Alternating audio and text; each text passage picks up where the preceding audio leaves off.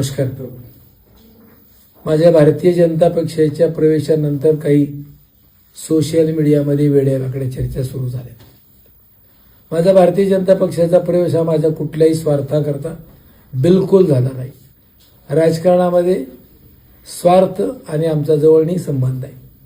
गेले अनेक वर्ष माझा जिल्हा परिषदला 17 साली पराभव होऊन देखील अनेक अपमान सहन करत मी त्यांच्याबरोबर काम केलेलं आहे.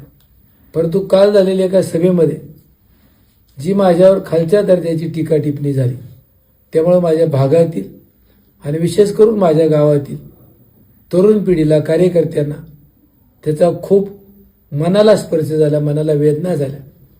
मग ज्या वेळेला माझ्या भागातील गावातील तरुण मुलांनी बापू यांच्यावर थांबायचं नाही, आम्ही तुमचं ऐकणार नाही ही भूमिका घेतली, त्यामुळं माझ्या गावापेक्षा भागापेक्षा मला कुणीही मोठं नाही.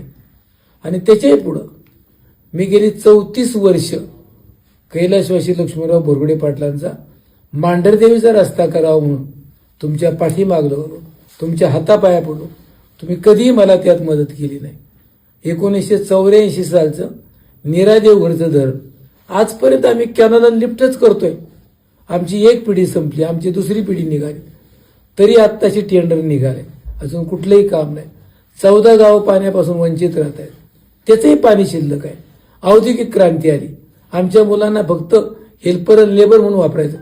कुठं आम्हाला जमिनी गेल्या, पण मालकी हक्काचा आग्रह कधी आला नाही. या सगळ्या गोष्टीचं बघता तालुक्यातली अनेक प्रश्न, गटरे, रस्ते, सभागृह बांधणं हे तर प्रत्येकाचंच कर्तव्य, पण मी, माझे कुटुंब याच्या पलीकडे कुणाला मोठं होऊन द्यायचं नाही, ही राजकारणाची पद्धत चुकीची आहे. म्हणून करता तालुक्याच्या हिताकरता, तालुक्याच्या भवितव्याकरता मी भारतीय जनता पक्षात प्रवेश केलेला आहे.